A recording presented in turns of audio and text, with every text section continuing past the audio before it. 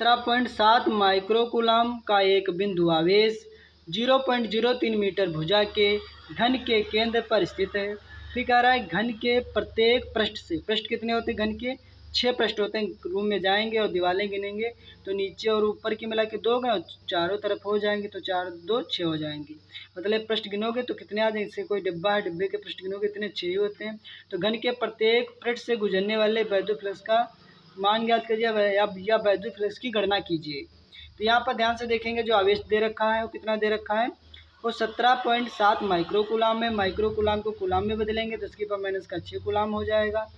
उसके बाद देखेंगे ये जो घन बना हुआ है और घन की प्रत्येक सतह कितने कितने मीटर? 0.03 मीटर है। ये भी 0.0 सब पूरी कितनी 0.03 मीटर है। ये क्या दे रखी? भुजाएं दे रखी हैं घन की।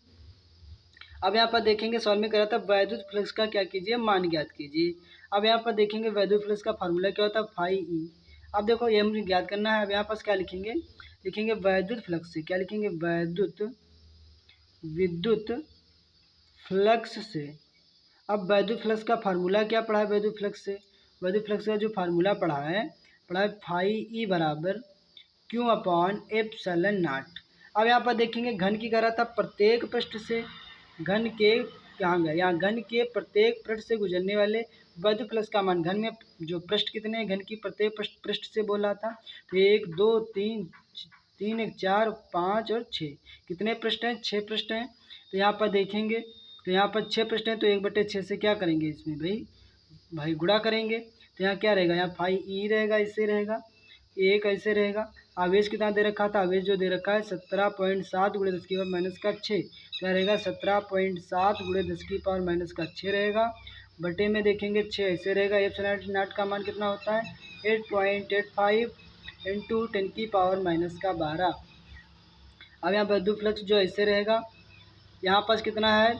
अब यहाँ ध्यान से देखेंगे 17.7 जो दे रखा है 17.7 एक कम करेंगे तो यहाँ रहेगा 17.7 ही रहेगा। बटे में क्या रहेगा? 6 रहेगा और गुणे 8.85 रहेगा। अब पॉइंट के पीछे 2 संख्या तो यहाँ भी पॉइंट के पीछे 2 संख्याएं बना लेंगे।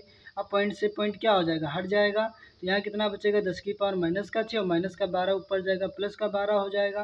ध्यान से देखते रहना स्टूडेंट्स। फाई ई जो है ऐसे रहेगा।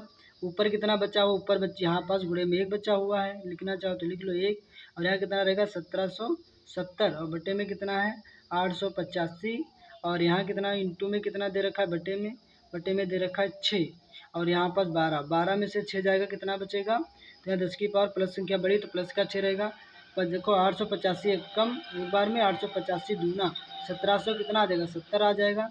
2 एक कम 2 और 2 तियाँ 6, यहाँ 1 एक कम 1। तो यहाँ पर जो वैद्युत फ्लक्स आ जाएगा फाई ई बराबर वो आ जाएगा 1/3 और इंटू आ जाएगा कितना? 6 आ जाएगा। कितना आ जाएगा? 6 आ जाएगा। तो 1 0 10 जीरो, यहाँ 10 की पावर 6 जीरो, यहाँ 6 जीरो तो 1 जीरो इनको दे दोगे। तो यहाँ पास फाई ई बराबर कितना आ जाएगा? 10/3। तो यहाँ बचेगा 10 की पावर कितना बचेगा? 5। अब इसको डिवाइड करेंगे तो जब 3 को 10 से डिवाइड करेंगे तो 3 तियाँ कितना हो जाएगा? 9 हो जाएगा। 10 में से 9 हो जाएगा, 1 बचेगा। फिर पॉइंट लगा रहेगा, फिर 0 बढ़ाएंगे, फिर कितना हो जाएगा? फिर पॉइंट बढ़ाएंगे तो फिर 3 तियाँ 9।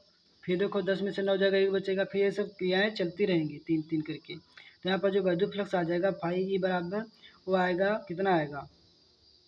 वैद्युत फ्लक्स फाई बराबर जो मान आएगा 3.33 गुणे 10 की power 5 newton dash metre square. इसका जो मात्रक होगा कूलाम।